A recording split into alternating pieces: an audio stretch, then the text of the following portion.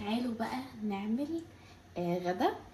انا عاوزه اعمل بيتزا، فهقول لكم على طريقه بيتزا وعجينه. بصوا عموما الحشو زي ما انت عايزه، احشي زي ما انت عاوزه، بس امشي معايا على الخطوات دي بجد هتطلع معاكي البيتزا حلوه بشكل غير طبيعي.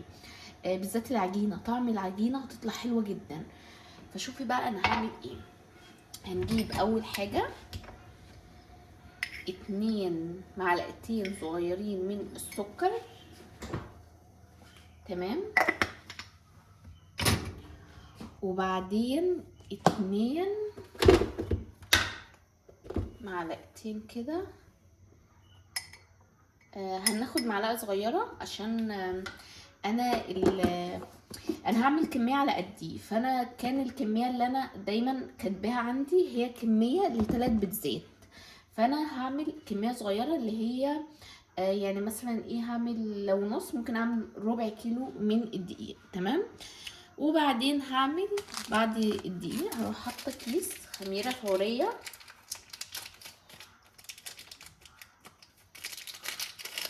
نحط الكيس كله، تمام. وبعدين هنقلبهم كده بالشكل ده. وبعدين نحط ميه دافيه عليها، ميه تكون دافيه. بعدين هنقلب كده،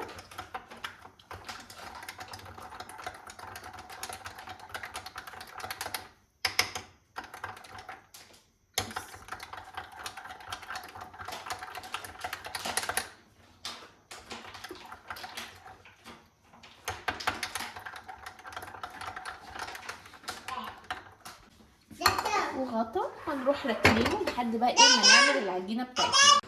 كنت بتمنى والله افضل مكمله الفيديو وانا بعمل باقي البيتزا معاكم. المهم هنا هنحط يعني حوالي ربع، مش حوالي، هو ربع كيلو دقيق، عليه اقل من 50 جرام من الزبده، وبعدين رشه ملح. انا هنا زودت الملح وغصب عني، رشه ملح. وهنحط معلقه كده من المايونيز، والمايونيز مهم جدا وهي دي سر اصلا الخلطه. وهناك في ايطاليا بيعملوا البيتزا بالمايونيز. هنا بقى بتحطي زبادي وعليه معلقه ومعلقه خل. لو مفيش زبادي بنروح جايبين لبن نسخنه كويس جدا، ونروح حاطين عليه معلقه الخل لحد ما يروب، وبعدين نحطه على اللي هو العجينه بتاعتنا. وبعدين هنحط بقى كده في العجينه. انت ممكن تعجني بايدك مفيش اي مشاكل، بس انا الصراحه ما بحبش الصراحه اعجن بايدي، فانا عندي العجان بيريحني الصراحه خالص. وبعدين هنا كده هديله ضربه كده لحد ما يبقى شايفين. هو قبل ما نحط الميه والدافيه اللي هي الخميره، وقبل ما نحط اللبن بنروح نديله كده اللي هو ايه، يبقى مرمل معانا. نضرب اللي هي المكونات الجافه مع بعض لحد ما يبقى مرمل معانا. بعدين ننزل عليه باللبن وننزل عليه بالخميره. عاوزه اوريكم منظر دلوقتي الخميره ما شاء الله، عشان هي سريعه وعشان هي ناجحه ما شاء الله. يعني بصوا اختمرت لدرجه ان هي بهدلت لي الرخامه. هوريكم المنظر بتاعها دلوقتي. والصراحه دي برضو يدل ان الخميره ما شاء الله عليها كويسه جدا، ويعني هتخمر معايا كويس قوي. هنا انا عملت غلطه هنا. بصوا يا جماعه، انا الخميره كنت انا حطيت الكيس كامل. لا، ما تحطوش الكيس كامل، حطوا اللي هو يعني الكيس مش كله، لان الكميه ما كانتش كتيره، فطعم الخميره باين فيها شويه. هنا كنت بشوفها يعني تمام ولا لا. بصوا لازم توصلي ان العجينه تكون ناعمه وتكون لينه معاكي، دي مهمه جدا ان العجينه تكون لينه معاكي وناعمه. يعني لو هي بتقطع لا، كده غلط. انا عاوزه اقول لكم بقى ان انا حطيت اللي هي الخميره الميه الدافيه وحطيت معاها اللبن، فطبعا خلى ان العجينه سايله قوي، فكانت محتاجه دقيق. وحقيقي زودت ليها دقيق لحد ما ظبطت معايا. يعني بصوا انتوا دايما حطوا بالتدريج، لا للاسف انا ما حطيتش بالتدريج. فحطيت كله على طول، فخلاني ان انا ازود يعني حوالي معلقتين 3 معالق كبار من الدقيق. هنا بقى كان خلاص يعني العجينة كانت تمام، وصلت معايا للقوام اللي انا عاوزاه، عجينة ناعمة لينة تمام. يعني حطيتها كده، سخنت شوية من الفرن عشان يسرع التخمير بتاعها. ممكن الجو يعني حار فممكن تسيبيها، بس انا لا، عاوزه يعني تخمر يعني على طول، مش عاوزاها تتاخر معايا. فكنت مسخنه الفرن كده، وبعدين رحت حطاه. طبعا طفيت الفرن ورحت حطيته في الفرن دافي. وقلت بقى ايه، عقبال كده ما تخمر، هي تقعد شويه عقبال ما تخمر. هعمل بقى ايه، عندي شويه مواعين اللي هو زي ما انتم شايفين، يعني يعتبر مش مواعين اصلا. فقلت لا، هرص كده المواعين واظبط اللي انا بوظته في قلب المطبخ. وبعدين وهقعد كده اجيب لي بقسماط وحته جبنه، عشان حقيقه انا كنت جعانه جدا. فكنت صراحه عاوزه اخد تصبيره كده لحد اما العجينه تخمر، وان شاء الله اعملها وكده. وقلت بقى ايه، اما اغسل شويه المواعين واروح كده ايه اقعد كده انقنق. والصراحه عملت حاجات كتير يعني، وحميت بنتي وصليت العشاء. كان العشاء أذن. وصليت العشاء وعملت كذا حاجة يعني، لحد ما كانت اختمرت. الصراحة هي ما خدتش وقت خالص، بس انا كنت يعني عشان كان جوزي جاي في وقت جاي متأخر يعني، فكان على براحتي يعني، ما كنتش مستعجلة خالص. فده كان يعني حاجة كويسة يعني، ان انتي تكوني بتعملي حاجة على براحتك، مش اللي هو تعملي بسرعة دي. بصوا، حتة ان انتي تكوني مضغوطة دي بتبقى مش حلوة خالص. ان انتي بتعملي بقى الحاجة براحتك، وانا الصراحة ما كانش عندي يعني في حاجات كتير. المطبخ الحمد لله كان اول باول بنضفه.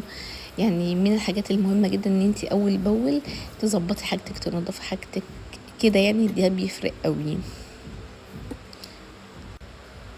عندي حسس كده، لو عندي طبق واحد او كوبايه واحده في الحوض لازم اغسل الحوض، حتى لو الحوض نضيف احب ان انا اغسله. خلاص ادام ايدي اتحطت فيه لازم اغسله. انا عاوزه بقى اقول لكم ان التفاعلات يا جماعه قليله جدا، ودي حاجه مزعلاني قوي. التفاعلات قليله بشكل غير طبيعي. مش عارفه بقى ده بسبب امتحانات، بسبب مثلا خلاص العيد قرب بقى وكل الناس مشغولة ولا ايه. فالصراحة مش عارفة، ولا عشان انا فضلت غايبة فترة. للعلم يعني انا بفضي في العلبة دي كانت اصلا مطرحها جبنة، كانت لسه خلصانة حالا، فبفضي الجبنة التانية فيها. نوع دومتي ده يا جماعة انا بحبه جدا جدا، وبنتي بتحبه جدا، فبنحب ناكله قوي يعني الصراحة. بحبه قوي. المهم، فانا مش عارفه، عشان برضو كنت غايبه فتره، فما علينا. فاهو الواحد بيعمل اللي عليه وكله واحد حر. بس حاولوا بتشجعوني بجد يا جماعه، عشان ما كده ما يجيليش احباط كده ومره واحده اروح. هتلاقوني فاصله منكم، هتلاقوني مش موجوده معاكم تاني. بهزر طبعا، ان شاء الله ان شاء الله. يعني هفضل معاكم، وان شاء الله القناة ترجع على الاقل زي الاول، وان شاء الله واكتر يعني، انا اتمنى ان هو اكتر. المهم هنرجع بقى نعمل البيتزا بتاعتنا.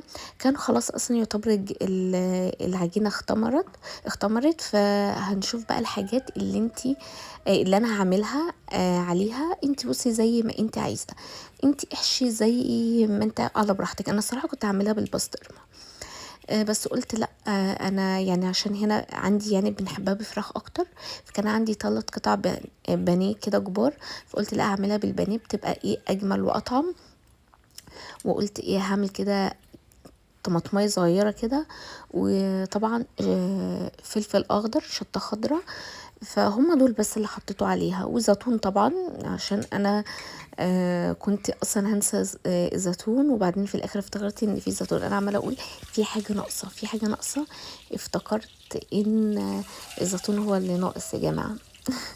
فحطيت يعني، قلت بقى ايه عقبال بقى ما اخلص اللي هو مقطع الشطه وكده، يكون البانيه اتقلى جنبي. هو صراحه ما بياخدش اي حاجه، وعلى فكرة فكرة حلوة جدا لما يكون البانيه تعمليه كده وتجهزيه وتحطيه في الفريزر، تطلعيه في اي وقت، اي وقت تكوني مزنوقة فيه، حتى ممكن بالليل كده ساعات تجوعي او كده بيكون الموضوع ده جاهز عندك. فين بقى عندك بعيش تعملي سندوتش، الصراحة اكلة سريعة جدا. صراحة عاوزة اجيب اللي هو الستريبس كده يكون في البيت، يكون جاهز عندي.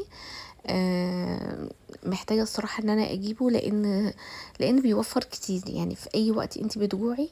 انا عندي احنا يعني ملوك الاكل بالليل، مش انا يعني، انا قبل ما اتجوز ما كنتش باكل بالليل خالص، بس جوزي بيحب ياكل بالليل جدا. فالصراحة يعني مش هقول لكم عودني، يعني هقول لكم اللي هو ايه، بيزغلل عيني، فبضطر ان انا اكل بالليل. بس الصراحه مش بتقل كتير، لاني بصحى بقى بطني بتكون وجعاني وتعبانه خالص ان انا اكلت بالليل ونمت، فالصراحه الموضوع ده بيتعبني جدا. فلو كلت باكل حاجات بسيطه يعني، ما باكلش كتير يعني، ما بتقلش قوي. هو لا بيحب ياكل بالليل جدا الصراحه. هنا كنت بقطع البانيه، الصراحه هما 3 قطع بس، عملوا لي الكميه اللي انا عاوزاها بالظبط يعني، ولا كانوا قليلين ولا كتير قوي، لا كانوا الكميه مظبوطه، كانت زي ما انا عايزاه يعني، الحمد لله يعني. قضت يعني البيتزاية، انا عملت البيتزاية يعني ولا صغيرة ولا كبيرة، اللي هي حجم الوسط، كانت كويسة جدا جدا الصراحة. المهم ان انتوا وحشتوني وعاملين ايه. انا عاوزه اقول لكم ان انا مش هعمل تنظيفات عيد. العيد الكبير ده التنظيفات حرفيا هعملها بعد العيد، لان زي ما انتوا عارفين ان انا عندي لخبطه يعني في صناعيه وكده. فالصراحه مش هقدر اعمل لما الصناعيه كلها تمشي، فهعمل التنظيفه العميقه. بس انا بنظف التنظيف العادي خالص يعني، اللي هو التنظيف اللي احنا كلنا بننضفه، وبرده بنضف تنظيف يعني برضو عميق شويه. بس برضو زي ما قلت لكم قبل كده ان انا في حاجات كده سايباها خالص، بس ان شاء الله مش هعملها غير بعد العيد باذن الله. هنزل بقى الستاير واعمل بقى الشبابيك وده كله، بس ان شاء الله بعد العيد. حتى السجاد كنت هروح اغسله، لا قلت اغسله برضو بعد العيد ان شاء الله، مع ان السجاد بتاعي متبهدل جدا وحقيقي مخنوقه منه جدا.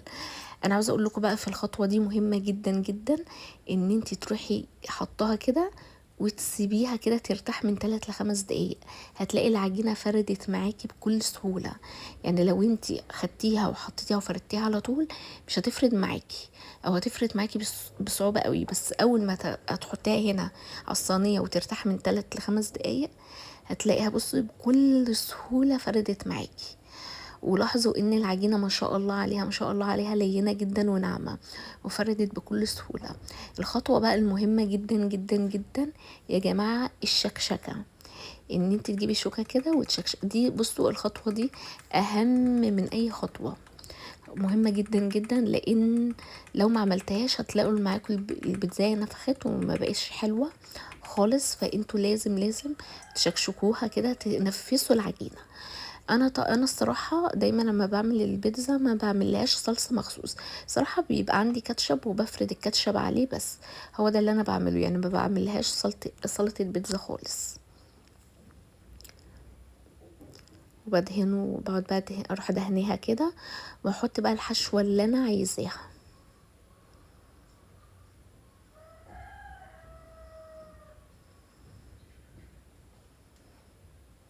هجيب برضو الفراخ واروح ايه حطاها. صواني البيتزا دي جميلة جدا يا جماعة، لو اي واحدة بتجهز حتى لو مش بتجهزي مهم جدا جدا ان انت تجيبيها، حلوة قوي يعني، بتنفع في حاجات كتير. بعدين بحط بقى الفلفل الاخضر او الشطه الخضراء ما علينا، وجنبي كده كده يعني هاخد جنبي كده صغنطه خالص يعني على قد شريحتين كده، واروح حاطه الطماطم، لان عندي ما بيحبوش الطماطم في اي حاجه، فانا بحب الطماطم الصراحه يعني، بحسها كده جوسي كده وتخليها بتدي لها طعم طبعا. وهحط الزيتون. عاوزه بقول لكم خطوه مهمه جدا وفي كتير بينسوها، ان انتوا بعد ما تحطوا الخضار تحطوا الملح وفلفل اسود رشه كده بسيطه من فوق، لان طبعا الفلفل الخضار عليها بيبقى منعدم، وطبعا معاكي موتزاريلا بيبقى منعدم خالص. بس انا هنا ما حطيتش ملح، حطيت فلفل اسود بس، لان انا عندي كان الزيتون صراحه كان حادق، حادق شويه، ما كانش ناقص ان انا احط ملح، فحطيت بس فقط فلفل اسود. والزعتر برضو، الزعتر بيخليها تحفه، بس الصراحه ما كانش عندي زعتر. عاوزه اقول لكم ان انا حطيتها بقى في الفرن لحد ما كده ما العجينه انتفخت تمام، وبقت يعني زي يقولوا نص تسويه كده. وبعدين هتروحي بقى ايه، تحطي بقى ايه الجبنه الموتزاريلا. انا في غلطه عملتها، وهي الجبنه البيتزا كانت جميله، بس انا الصراحه يعني افتريت جدا في جبنه الموتزاريلا، حطيت كتير قوي جبنه موتزاريلا، وده الصراحه يعني ايه خلاها كتير قوي عليها، فالمفروض كنت قللتها وبرضو ما وزعتهاش كويس. وهنا كانت البيتزا وكانت جميله جدا جدا جدا.